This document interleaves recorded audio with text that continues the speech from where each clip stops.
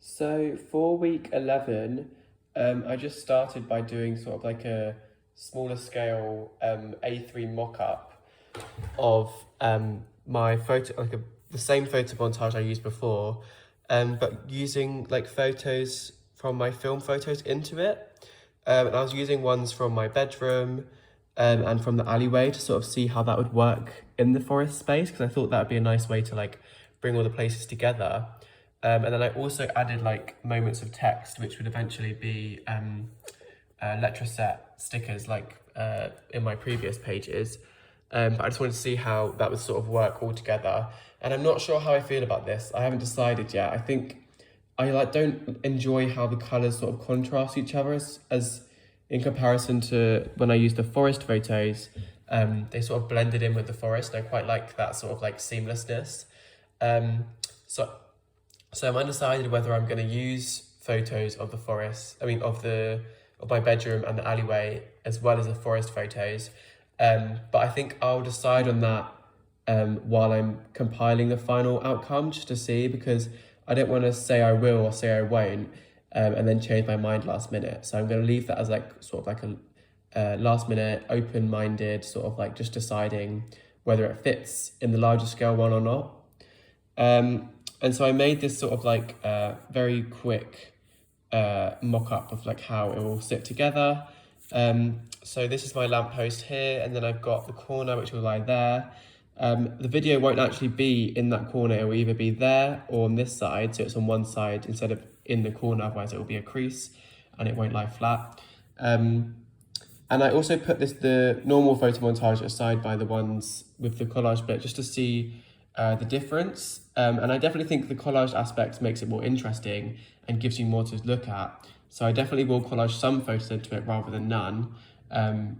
Yeah, and I was just looking at, I quite enjoy how there's like moments of like sort of like squared composition and more like fluid ones where the photos have been teared. And I think I'll definitely use like a mix of that when I'm doing my final piece with my photos. And then I started by making my giant roll of white paper to sit in between the two trees that I'd eventually project my video onto. So I measured between the two trees that I decided to fill the gap between them with the paper in the forest. And it was roughly around 3 meters. It was quite a bit larger than 3 meters, but I didn't want it to fill the entire space because I wanted to be able to see that it was hanging between the two trees and not cover the actual trees. So I chose to make it 3 meters long. And this was on a roll, so it was like naturally curled.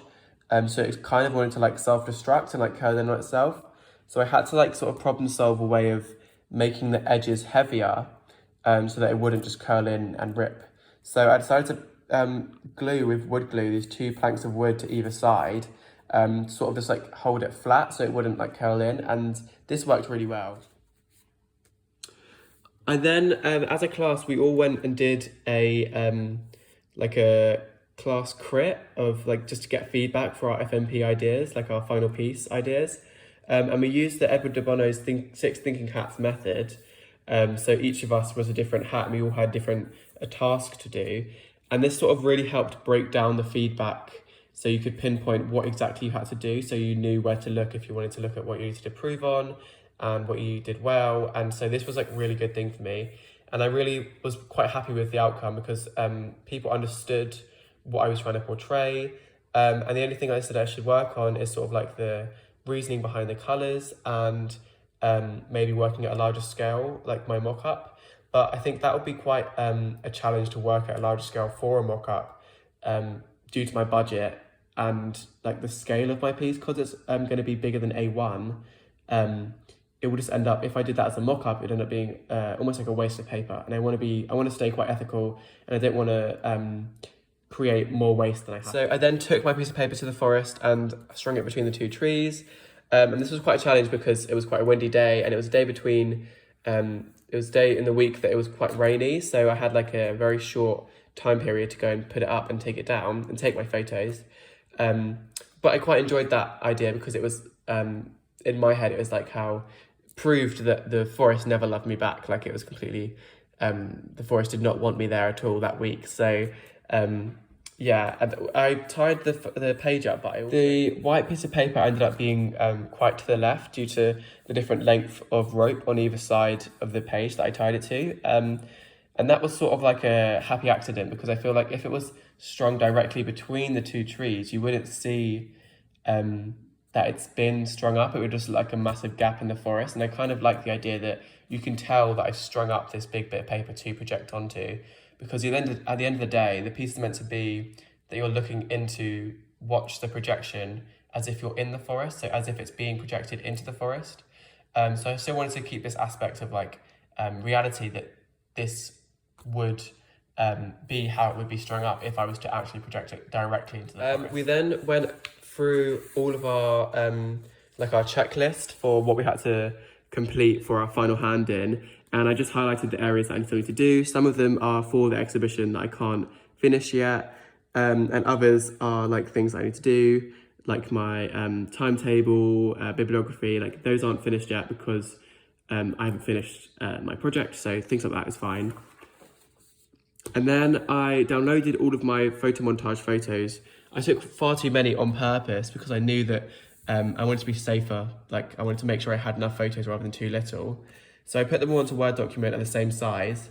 And then I began to like compile them together, sort of like collaging and lining them up where they sat. And I chose this photo as like the main center photo so I could build around it, because that was obviously the most important photo of the bunch. And I started to build up the trees, and like the width of the piece was probably the most important because it needed to stretch across two walls.